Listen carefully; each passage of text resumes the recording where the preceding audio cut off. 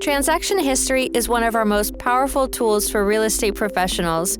Whether you're a foreclosure auction investor, doing due diligence before an auction, or a mortgage broker who wants to know the details of a person's current loan, this is the place to start. First, navigate to a property you're interested in. We'll use lookup to find a specific property. Then, go to the Property tab and the Transactions section. The table at the top provides a history of the documents we have abstracted from the county recorder's office for this property.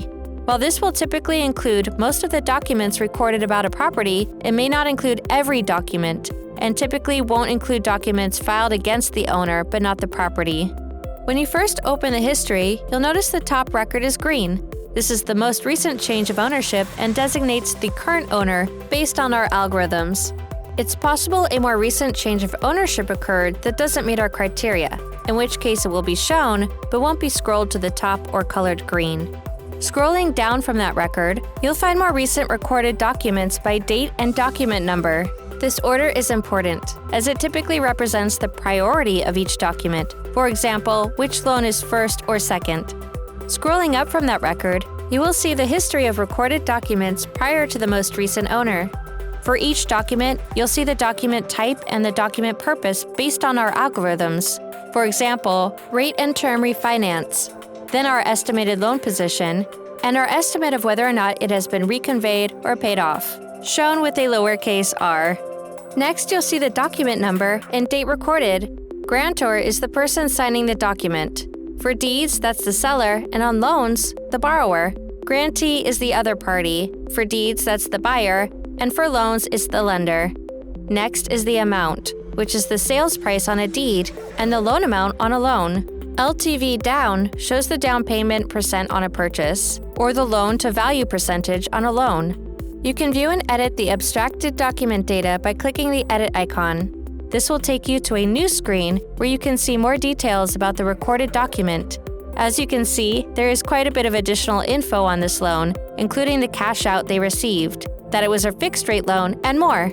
From the View Edit Document screen, you can also purchase or upload an image of the document itself if you need to review it, or are looking for additional information that we did not abstract. Documents are not available for purchase in all areas, and may be available to download for free from the county's website, which you can still store here by using our Upload feature. To edit the document, perhaps add additional data or correct something you think we got wrong, simply click the Edit button above the document details, make your changes, and click Save.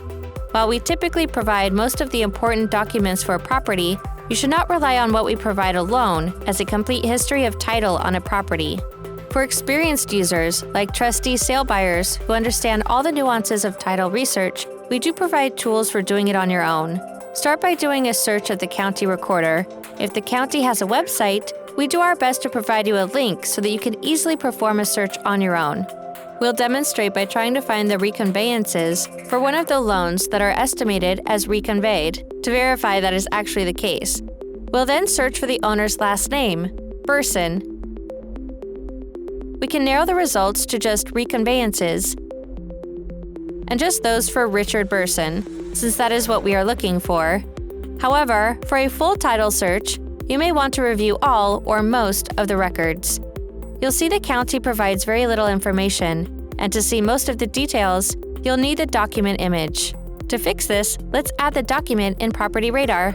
Start by clicking Add Document. Enter the document type as reconveyance. Fill in the details and click Add Document. You now have the option to purchase the document. Note that in the document it says that it's a full reconveyance, and that it reconveys the loan recorded as Book 200-80225 and page 1588. Now, go back to the document details, click on the drop-down for Parent Document, and select that loan from the list. Click Update and Save. Note that this new reconveyance is now shown in the title history in bold to indicate it was added. It also indicates there is a document image attached, and that it is indented under the loan which it reconveyed. Now, this last part is important. While we generally show documents in the order of date and document number, we also group items that only pertain to a parent document under that parent document. These child documents include reconveyances, assignments, and foreclosures, for example. This is a unique feature in PropertyRadar and makes it far easier to understand the full chain of title and how documents relate to each other. Finally, we provide a title checklist that was designed to provide key reminders to trustee sale buyers who typically buy properties without title insurance, which is not something we recommend to anyone who hasn't had significant training and who doesn't fully understand the risks involved. If you are an expert, however, this is a great way to keep track of what research you've done, what you still have left to do, and whether or not you did it recently enough to be reliable. The transaction history is one of our most powerful tools, and we believe it is the best in the industry. That said, please read our user agreement and disclaimer, do your own due diligence, and preferably get title insurance before buying, selling, lending, or otherwise relying on the data. At PropertyRadar, we're always just a click away to answer any questions you may have.